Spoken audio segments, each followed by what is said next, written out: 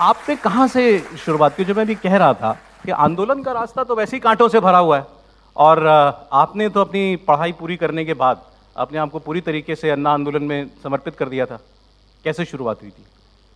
जी, 2006 में मेरी इंजीनियरिंग की पढ़ाई पूरी हुई और उसके बाद मुझे ऐसा लगा कि मुझे देश के लिए कुछ काम करना है। अलग-अलग लोगों से मिली, अलग-अलग ऑर्गेनाइजेशंस में काम करने की कोशिश करी और 2006 के अंत आते-आते मैं संतोष कोली, एक सोशल एक्टिविस्ट है जो उस वक़्त परिवर्तन एक एनजीओ में काम करती थी, उनसे मिली और मैंने देखा कि ये लड़की झुग्गी में रहती है और किस तरीके से झुग्गी वालों की मदद करती है, उनके लिए लड़ती है, तो मैं बड़ी इंस्पायर हुई उससे। फिर मैं अरविंद केजरीवाल जी से भी मिली और उन लोगों के साथ मिलकर परिवर्तन में मैंने कई साल वॉलंटियर करा। मुझे अभी तक याद है कि सुंदर नगरी दिल्ली में एक झुग्गी है, जहाँ पर 7 साल मैं वॉलंटरीली अपना घर छोड़कर वहीं पे रही, उस झुग्गी में रही। अन्ना आंदोलन में जो कोर कमेटी थी, जिसमें 20-22 लोग थे, सारे बड़े लीडर्स थे, उसमें यंगेस्ट कोर कमेटी मेंबर बनी और उसके बाद भी काम करती रही। दिल्ली महिला आयोग की अध्यक्ष बनी 2015 में और मुझे ऐसा लगता है कि मैंने उस आयोग को, जो कि एक सरकारी बॉडी थी, उसको भी मैंने एक आंदोलन की तरह ही अगले 8 साल चलाया। तो I am an activist, I have always been an activist and I think wherever I will go, I will always be an activist. आप अपनी पहचान एक्टिविस्ट की ही मानती हैं? जी, मैं बिल्कुल एक्टिविस्ट हूँ, थी, रहूँगी, क्योंकि मुझसे कभी भी कहीं पे भी अन्याय बर्दाश्त नहीं होता। अच्छा, आप 8 साल रही इतने महत्वपूर्ण पद पर, दिल्ली महिला आयोग के अध्यक्ष के पद पर। ये जो बॉडी है इसके पास बहुत ताकत होती है। मतलब अगर कोई महिला वहाँ पहुँचे जिस पद पर आप थीं, तो जिसे हम कहते हैं रियल चेंज सोसाइटी में, वो लाने का एक बहुत सशक्त माध्यम है वो। लेकिन हमने देखा आपको उस पद पर रहते हुए कई बार अनशन वगैरह भी करने पड़े। तो क्या चैलेंज था? सब कुछ मैं आयोग के अध्यक्ष हैं, आप किसी को भी बुला सकती हैं, किसी भी मौके पर बात करने के लिए समन कर सकती हैं। आपका वो अनुभव क्या था? वहाँ भी कोई दिक्कत थी? दिक्कतें तो जी हमेशा ही आती हैं और अगर अच्छा काम करने चलो तो फिर तो बहुत ज़्यादा आती हैं। दिल्ली महिला आयोग में जब मैं पहली बार अंदर गई तो मुझे विश्वास ही नहीं हुआ कि ये कोई महिला आयोग है। वहाँ पे जो एनवायरनमेंट था वो बिल्कुल एक किटी पार्टी टाइप का एनवायरनमेंट था। कुछ महिलाएं बैठी थीं और कोई भी काम ही नहीं हो रहा था। एंड जो मेरे से पहले चेयरपर्सन थी, उन्होंने 8 साल में सिर्फ एक केस की सुनवाई की थी। हमने 8 साल में 1,74,000 केसेस की सुनवाई करी। हमने एक ऐसा सिस्टम बनाया, हमारी 181 हेल्पलाइन से हर दिन 4,000 महिलाओं की कॉल्स आती थी, बच्चियों की कॉल्स आती थी।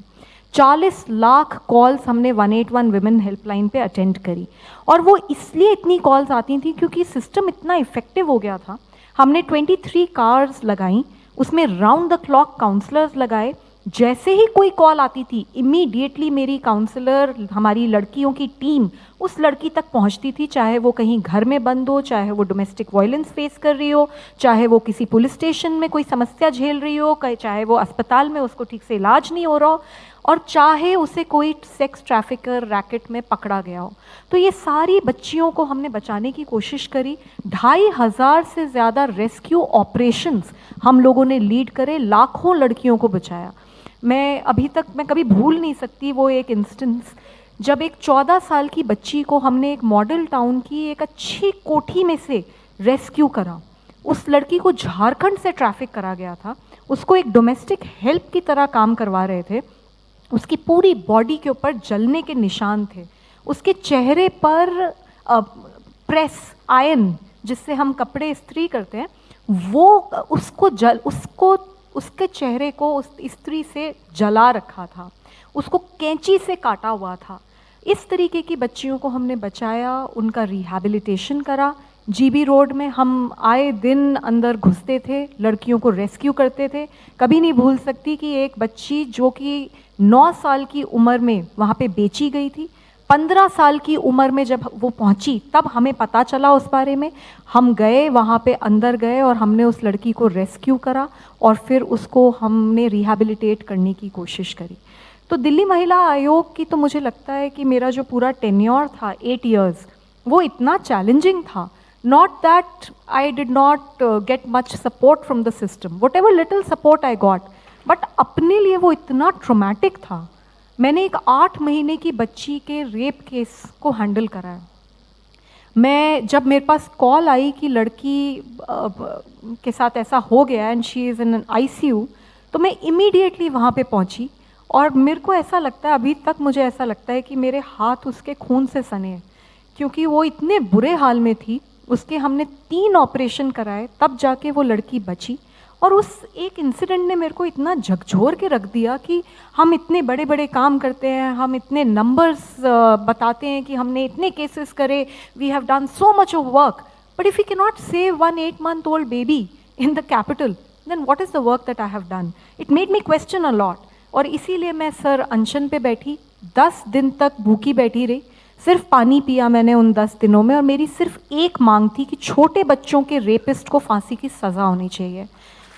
मेरे अनशन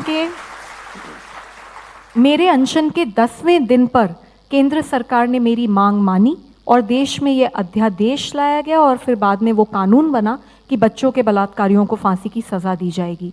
तो काम बहुत करे हैं, लेकिन हाँ ये ज़रूर है कि मैं ऐसा मानती हूँ कि देश की सारी सरकारों को इस इशू पे साथ आना पड़ेगा और समाज में भी बहुत परिवर्तन होने की ज़रूरत है, तब जाके आधी आबादी को अपना हक मिल पाए।